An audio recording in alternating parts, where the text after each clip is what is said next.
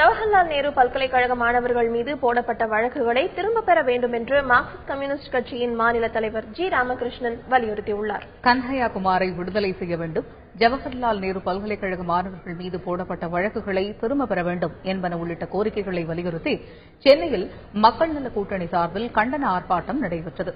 போராட்டத்தில் பங்கேற்ற Marxist communist கட்சியின் மாநில தலைவர் ஜி. ராமகிருஷ்ணன் ஜவஹர்லால் நேரு பல்கலைக்கழக மாணவர்கள் மீது போடப்பட்ட வழக்குகளை திரும்பப் பெற வேண்டும் என்று தெரிவித்துள்ளார்.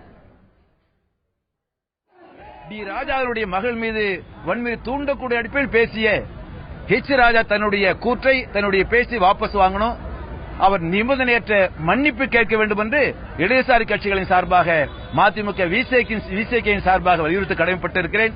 இந்த கண்டன ஆர்ப்பாட்டம் என்பது இன்று இமய முதல் குமரி வரை எல்லா மாநிலங்களிலும் நடைபெற்று வருகிறது. இதே கோரிக்கைகளை வலியுறுத்தி விழுப்புரம் மாவட்டம் உளுந்தூர்பேட்டையில் விடுதலை சிறுத்தைகள் கட்சியின் தலைவர் தொல் திருமாவளவன் தலைமையில் ஆர்ப்பாட்டம் நடைபெற்றது. அதில் ஜவஹர்லால் நேரு பல்கலைக்கழக மாணவர்கள் மீது போடப்பட்ட வழக்குகளை திரும்பப் பெற வேண்டும் உள்ளிட்ட கோரிக்கைகள் முன்வைக்கப்பட்டது.